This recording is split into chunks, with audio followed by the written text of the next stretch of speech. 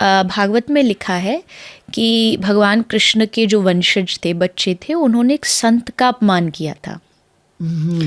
तो उन संत ने श्राप दिया था कि एक सांब भगवान श्री कृष्ण का बेटा था, उसने अपने आप को गर्भवती महिला बना लिया। लड़का था पर उसने नाटक किया और एक संत के पास जाके, मतलब उनकी परीक्षा ली उसने। तो जाके उसने कहा संत से कि बताओ इस लड़की के, ये गर्भवती है, इसको लड़का होगा कि लड़की होगी। परीक्षा ली। तो संत अंतर्यामी थे, उन्होंने देख लिया और देख के बोला ना लड़का होगा ना लड़की, इसके पेट से एक मूसल पैदा होगा जो तुम्हारे पूरे यदुवंश को तबाह कर देगा। तो उसने घबरा के वो साड़ी उतारी तो उससे एक मूसल निकला बहुत बड़ा लोहे का।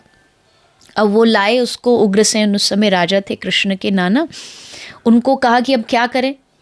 तो मूसल मतलब चूहा?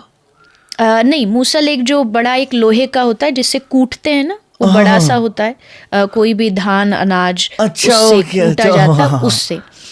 तो उग्रसेन राजा ने जल्दबाजी में, जब उनको पता लगा श्राप मिल गया कि इसी से पूरा यदुवंश नष्ट होगा, तो उन्होंने क्या किया, उसके टुकड़े टुकड़े करवाए और उसको पानी में फेंकवा दिया, समुद्र में। तो वो समुद्र में उसके जो तिनके थे, उसके छोटे छोटे कण थे, वो बहते बहते किनारे पर आ गए और उससे एक एरा नाम की घास बनी।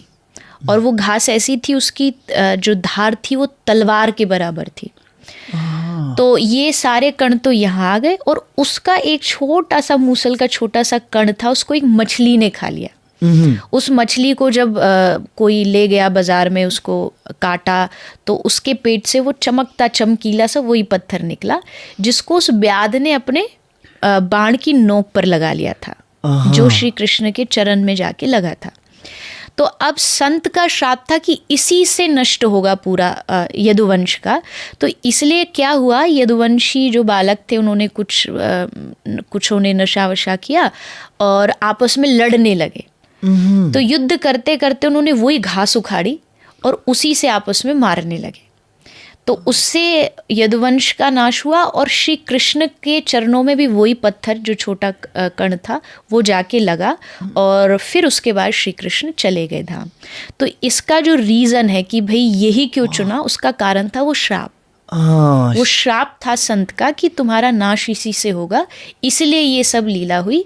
लेकिन जो मैंने कहा कि कृष्ण की उससे मृत्यु नहीं हुई, क्योंकि कृष्ण मृत्यु से स्वतंत्र हैं।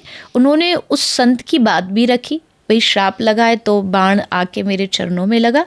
और क्योंकि भागवत में लिखा है जब कृष्ण जा रहे थे उससे पहले उन्होंने उद्धव जी को खूब लंबा चौड़ा उपदेश दिया है, तो वो अपनी मर्जी से जा रहे हैं, ऐसा नहीं कि भाई उनकी मृत्यु हुई है। तो अपनी मर्जी से ठाकुर जी ने लीला समेटी और फिर अपने धाम वापस चले गए। और उसके बीच उन्होंने